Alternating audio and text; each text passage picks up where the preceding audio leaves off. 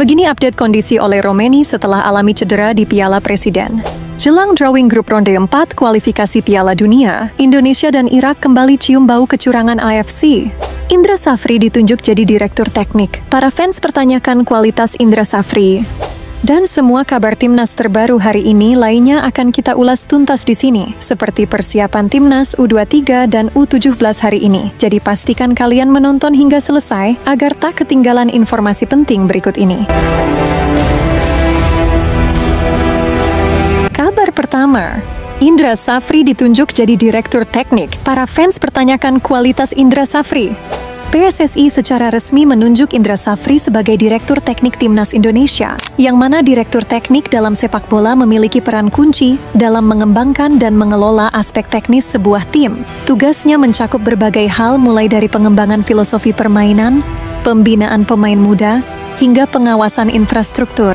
Direktur Teknik juga bertanggung jawab atas perekrutan pemain dan pelatih, serta memastikan adanya kesinambungan dalam filosofi permainan tim.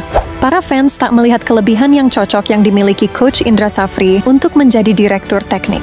Karena Coach Indra Safri juga bahkan tak menunjukkan kualitas yang bagus di timnas kelompok umur di tingkat Asia. Para fans timnas di sosial media melihat Indra Safri kurang pas menjadi Direktur Teknik, mengingat para staf pelatih juga mayoritas berasal dari Belanda.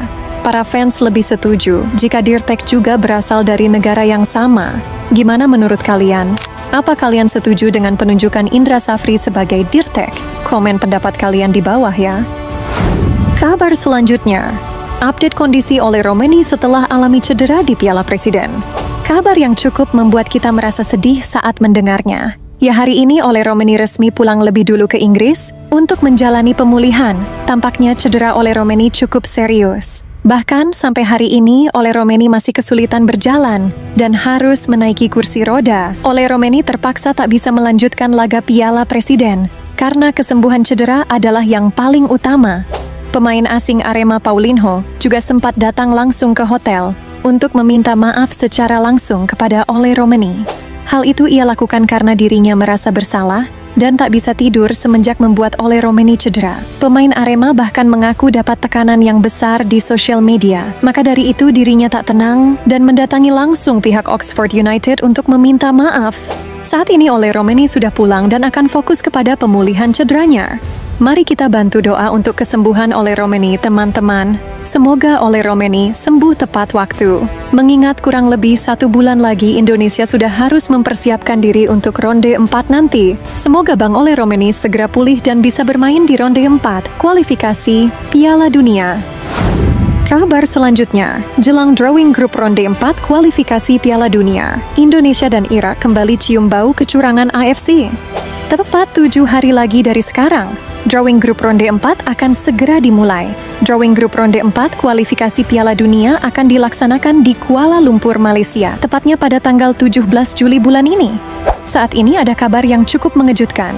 Irak secara tiba-tiba berhasil menyalip ranking FIFA Arab Saudi, yang mana ini akan membuat integritas AFC diuji kembali. Mengingat sebelumnya Arab Saudi akan berada di pot 1 karena ranking FIFA yang lebih tinggi. Akan tetapi hari ini Irak berhasil menyalip ranking FIFA Arab Saudi, yang mana menurut format yang ada, dan jika posisi ranking FIFA tak berubah lagi, maka harusnya Irak lah yang akan berada di pot 1.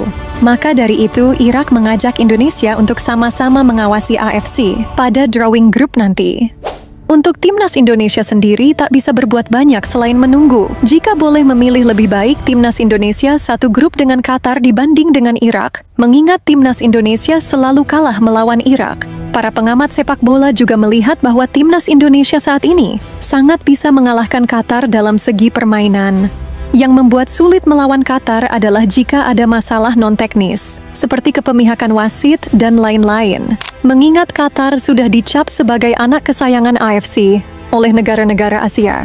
Untuk persiapan timnas Indonesia sendiri, PSSI akan menambah 1 pemain, yaitu Mauro Zijlstra yang berkas-berkasnya saat ini sudah sampai ke Menteri Hukum, dan sebentar lagi akan dirapatkan oleh DPR. Semoga Mauro Zijlstra nantinya dimasukkan dalam list squad oleh Patrick Kluivert. Mengingat dari segi ketajaman dan postur tubuh Mauro Zijlstra jauh lebih unggul dan patut diperhitungkan. Para staf pelatih juga sudah berkumpul untuk membahas persiapan untuk ronde 4. Semoga Patrick Kluivert bisa menjawab segala keraguan kita semua ya teman-teman.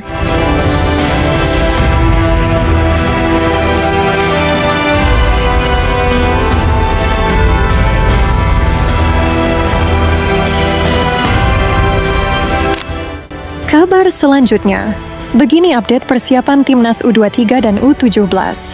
Kita bahas dulu Timnas U17 yang saat ini sudah melakukan latihan di Bali. Coach Nova Arianto seperti biasa memulai latihan dengan melatih fisik pemain, yang mana tentunya Nova Arianto gaya melatihnya hampir sama seperti Shin Tae-yong, yang mementingkan fisik pemain terlebih dahulu sebelum melatih taktik dan gaya permainan.